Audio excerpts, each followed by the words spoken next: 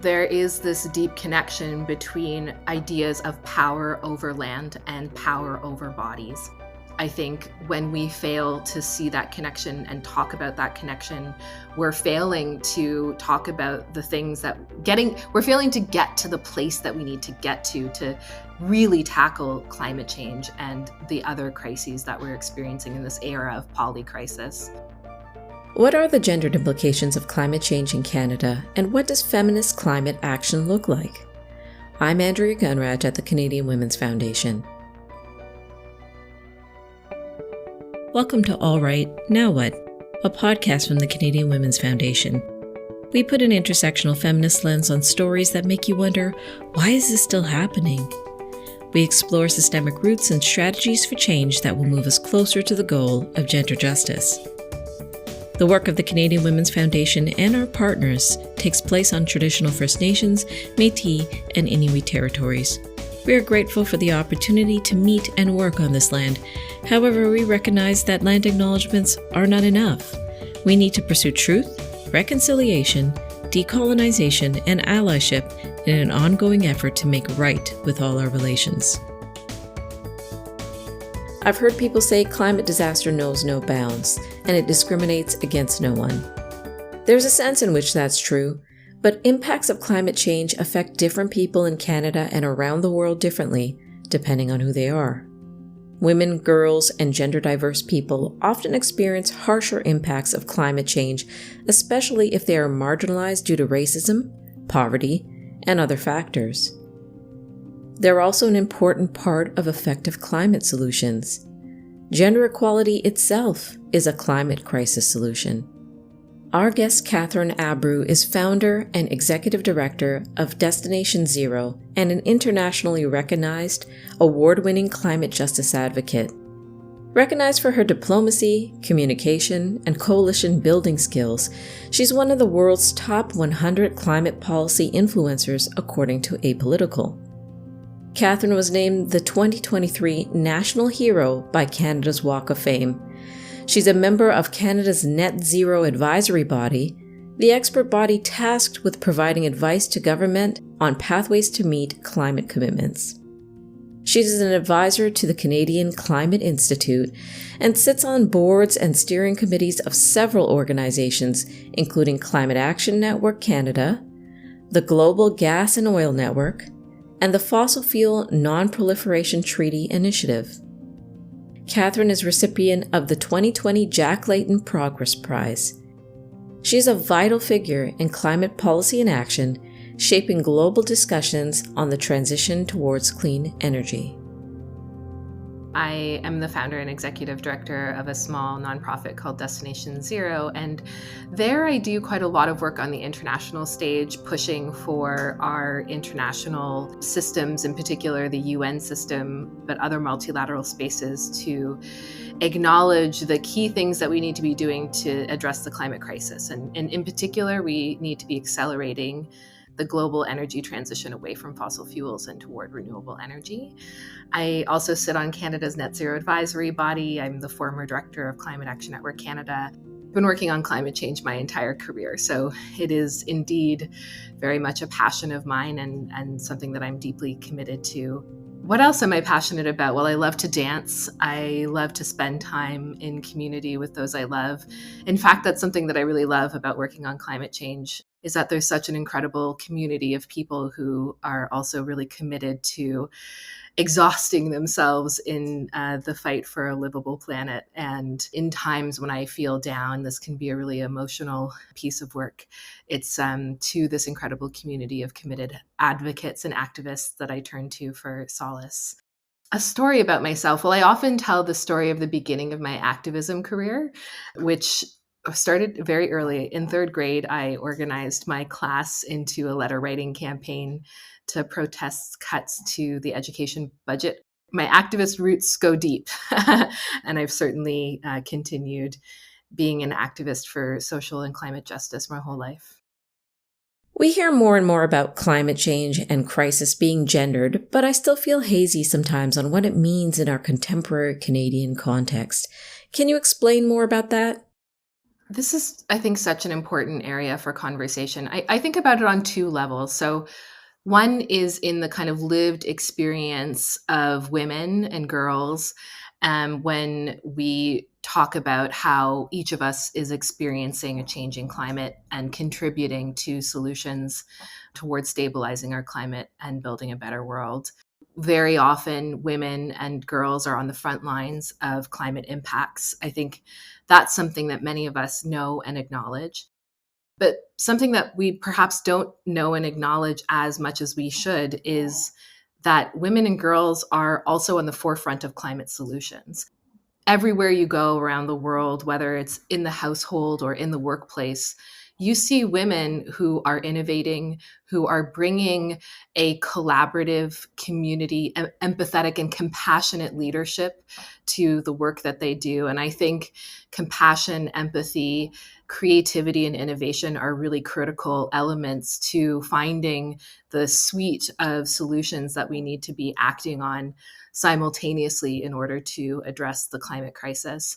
In the lived realities of women and girls, and this has certainly been my personal experience, we find both the stories that we need to be hearing about the impacts of the climate crisis, as well as the incredible tools that we need to be deploying to address that crisis.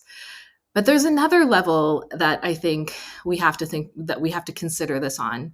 This level is about structural inequalities, structural injustices that both underlie the climate crisis and worsen the climate crisis. And one of those structural injustices is, of course, patriarchy. And the other is colonialism, which I would say colonialism is a very patriarchal construct. Both of these things, patriarchy and colonialism, harm people of every gender.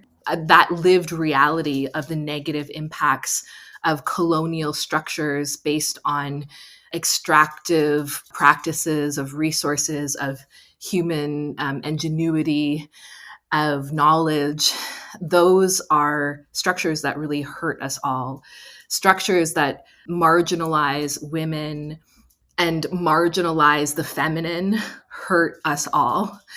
And those are the structures that also lead to climate change. I actually recently heard a colleague use this incredible phrase that the blueprint of colonialism lives in our bodies.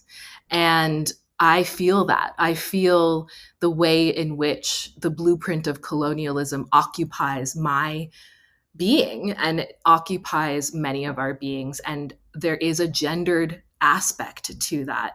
When we talk about climate justice, for me, that means addressing at the root these structural systemic injustices and inequalities that are the foundations, not just of the climate crisis, but of so many other crises that we are experiencing.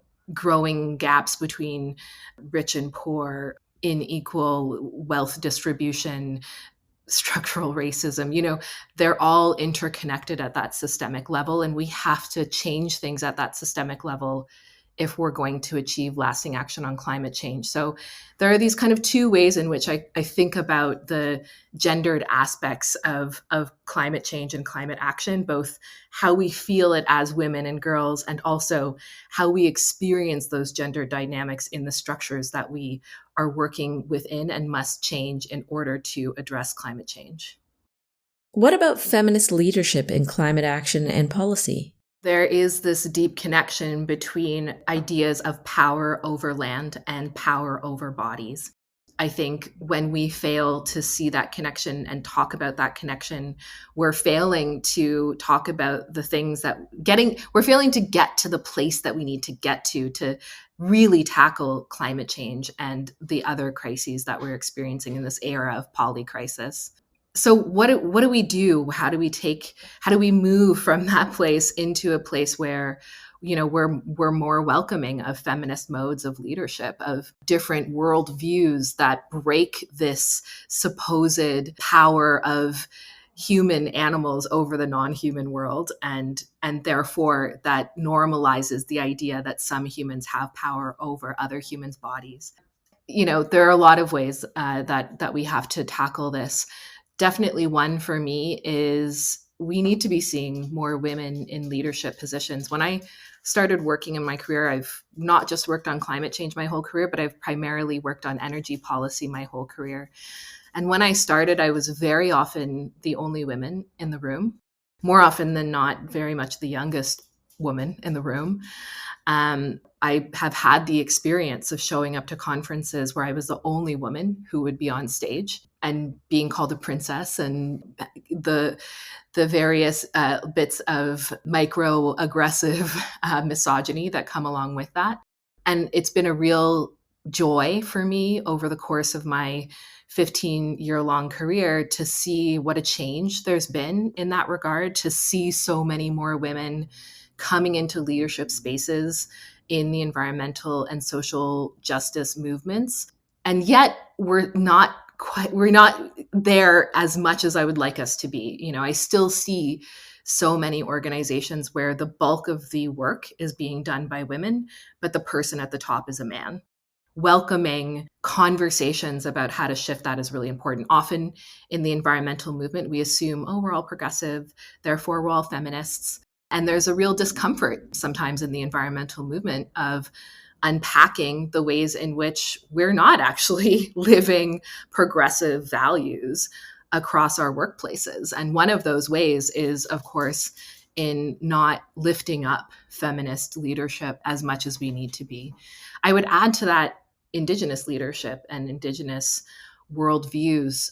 Again, we see that Indigenous worldviews have, so much to offer when it comes to a different way of relating, not just to the non-human world, but to each other. I've benefited so much from learning from Indigenous worldviews, learning from Indigenous traditional knowledge. And I know that many environmental organizations are still struggling to decolonize their own organizations and we're all struggling, I think, still to decolonize ourselves and our ways of thinking about the world and thinking about how we address problems, how we do our work. And again, I see baby steps moving in the right direction, right? I see that Indigenous leadership is coming to the fore in climate solutions more often across so-called Canada.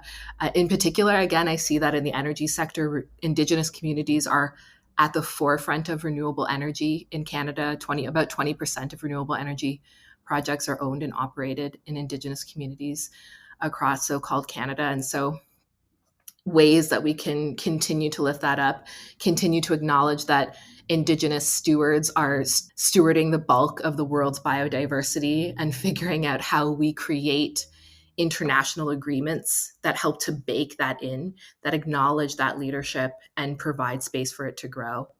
When I look into the international spaces at the UN, I see that the women and gender constituency, there's these formal constituencies at the UN that bring different stakeholders together to kind of feed into the processes that are run under the United Nations. And the women and gender constituency has just been doing incredible work, I think, to bring into the climate conversation at the international level the need for there to be a gendered analysis of climate impacts and a gendered approach to mounting climate solutions through policy and regulation.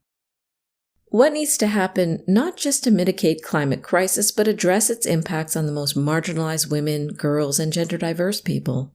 There was this moment at COP28, so the annual UN climate talks wrapped up in December in Dubai, UAE, and picture was taken at the high-level segment of COP28 of the world leaders who were present, and many people noted how few women were in that picture. So we still see this really discouraging imbalance of leadership at the highest levels between women and men. I think we see the impact that that has on decision making when it comes to addressing these crises that are very much rooted at that structural level.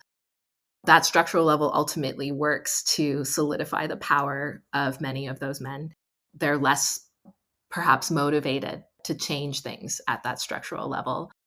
even if they're motivated to change things structurally, have blind spots about the way the system works and who it benefits and who it doesn't.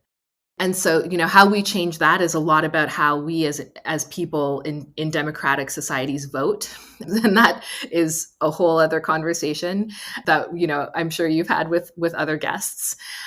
We can still see, of course, decision makers of any gender making decisions that are relevant and responsive to the gendered aspects of climate change. One example that we can talk about in what's now known as Canada is all of our international financing is now being filtered through a gendered responsive lens. And that includes our climate financing. And a part of what that's meant in our financing for climate action and climate adaptation in other parts of the world is that a lot of that money is now directly going to empower women actors at the ground level who are taking action on climate change, who are helping their communities adapt to the already devastating impacts of the climate crisis. And maybe we need to actually do a little bit of work internalizing that in Canada, because I think, we see that some of that gendered analysis and some of that support that really goes directly to women and girls we would benefit from that internally in Canada as well. I think we can also normalize some of the principles of feminist leadership. And these are principles that, again, someone of any gender can live. I think about feminist leadership as being leadership that is rooted in compassion, that has a systemic worldview, and that is really focused on cooperation. Sometimes we think about leadership as being very individualistic, as strong leadership decisions as being ones that are about like a powerful actor doing one thing. And the reality is, when it comes to addressing the climate crisis, that it's not on us as individuals. That's a myth. That's a lie that we've been told by the fossil fuel industry, that it's all our fault and it's up to us as individuals to solve the climate crisis. When in fact, the only way we can address the climate crisis is by cooperating and collaborating and figuring out how each of us brings our skill set to this problem and does that together. We need to be changing the world together, not changing ourselves alone. So that kind of approach to leadership and decision making, of thinking about it as cooperative, how do we solve for multiple problems at once? How do we make sure we're supporting groups of people to come together to take action? That's ultimately how we get to lasting change and lasting, and lasting policy and regulatory shifts that are critical to addressing the climate crisis. What advice would you offer us on our role in tackling the gendered impacts of climate crisis? What can we do? The number one thing that I always start with is talk to your friends and community. It is very often the case that we think we are not qualified to have these conversations. We don't know everything about climate change. We don't know all the science. We don't have the exact language to talk about the intersectionality between climate change and other issues. And, so we retreat. We're not sure what other people think about these issues. So we kind of retreat from having those conversations with the people that we interact with on a daily basis in our communities. But study after study tells us that the way people make decisions is by watching the decision making in the people that they see themselves as being a part of. We don't make decisions, as much as I would love for this to be the case as a climate activist, we don't make decisions based on facts. We make decisions based on our values, and our values are determined by who we see ourselves as and who we relate to in our community. And that means that if we have people who we see ourselves as being related to telling us, I care about this thing, I see this intersectionality, I'm going to do something about it, then that opens the door for us to care about it, for us to want to do something about it. And again, we need to be doing this in community, because when we try to do this alone, it's overwhelming. It can be very discouraging. We can get disheartened. And it's in finding that community that we're able to build the power that we need to really address this huge problem. And so my number one piece of advice is talk to your friends and community, find community that is talking about this, and figure out how you can contribute. My second piece of advice is always talk to your political decision makers. Tell them that you care about this, of all political stripes. Unfortunately, climate change remains a relatively partisan issue in Canada. But climate change affects all of us, regardless of our political orientation.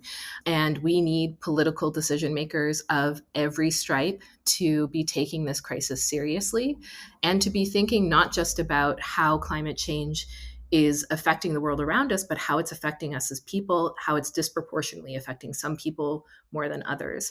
And it's not until we give the strong mandate to our decision makers, start voting in the people who will be responsive to this issue, that they'll start taking that seriously.